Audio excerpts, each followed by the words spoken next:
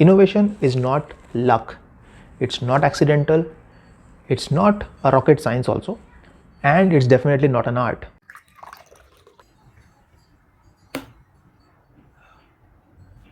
Innovation is a very, very methodical yet creative process, and there is nothing called the ultimate innovation or the perfect innovation. And also, as a business, as an individual, it's never enough to just innovate once. You have to continuously keep innovating. Hence, innovation is a process that follows a framework and that has few elements in it which are scientifically proven.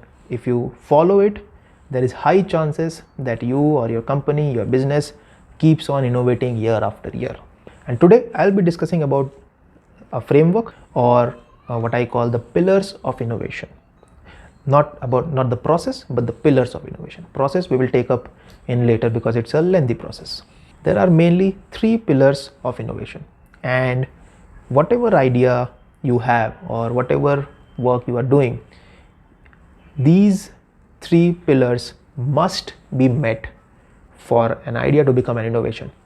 Not necessary that all these 3 pillars should be in equal intensity. It can be one can be more, one can be less, but overall these 3 pillars must be met for an idea to become an innovation. And by innovation I mean it should be meaningful and it changes the human behavior. And these 3 pillars can also be used as a template to evaluate any idea that you might have for a startup, or an idea that you might have for your ongoing business that you want to experiment. You can use these pillars as a template. Pillar 1, impact. Whether or not your idea creates an impact. Now, as discussed earlier, this impact can be anything based on your requirement, your business needs.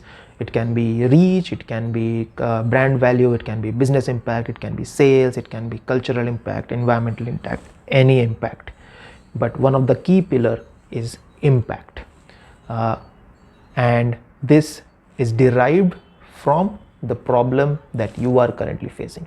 So whatever your problem is or whatever your business problem is, you deduce the impact based on that. Pillar 2, resource.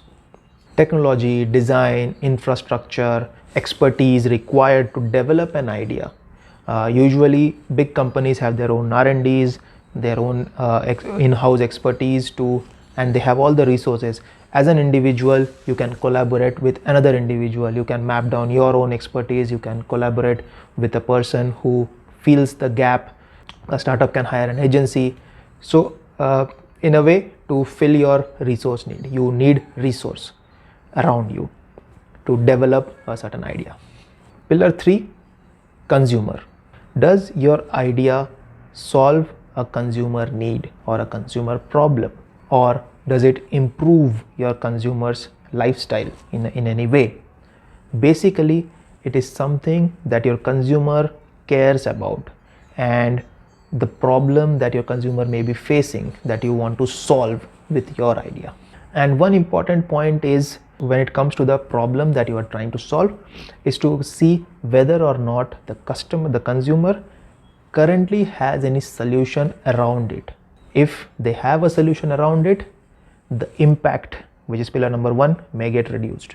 So try to see the problem that you are solving is how big the problem is, how much the consumer is facing it, how frequently they are facing it, and whether or not they have an existing solution to work around it. Now, imagine these 3 pillars as 3 circles in this diagram: impact, resource, and consumer. Innovation happens at the intersection of these circles. Now let's take some examples and see if ideas which are not at the intersection, what are those? Like for example, if an idea is only at the intersection of, say, impact and resource, those are the novel ideas like concept cars, show cars, AI, robot technology by say a tech company, or things like that. Ideas that creates a halo effect on the customer's mind, hence there is an impact that creates a brand recall. And of course, because the company has the resources, has the technological prowess to make those, they showcase these kind of products. They do not necessarily solve any consumer problems right now, but they are a showcase of what a company can achieve. Suppose an idea is an intersection of resource and consumer. Now these are typically the projects taken up within the R&Ds and they file patents for it. So these are very early stage solutions or prototypes, you can say, where there is a problem that you are solving with the technology that you have, but not necessarily that those ideas are ready to be marketed at this point, or the market is ready, or there is a demand in the market for these kind of solutions. So these are very early stage prototypes that you can say. Suppose an idea is at the intersection of impact and consumer. Now these are typically the marketing ideas, the PR ideas, the brand communication ideas, because it takes into consideration the consumer's lifestyle, what are they talking about, and tries to create an impact in their mind. But not necessarily there is a solution or there is a product tied to that. It's only when all these three pillars intersect, innovation happens, and the idea gets developed, it gets marketed, and it creates an impact in the market, that it changes the consumer behavior or their lifestyle. This framework may be a little difficult to digest initially, but once you start debating and argumenting with this and discussing with your colleagues and with your team, and you try to map various ideas that you know and you think these are innovations, and you try to map with these on this framework, slowly and steadily you will start seeing a pattern, and that is when you will realize, yes, these are framework, but how they are also to be adapted as per your business needs and your idea. I hope I could explain this framework in a simple language and could trigger thoughts in your mind regarding what are the innovation framework, what are the pillars.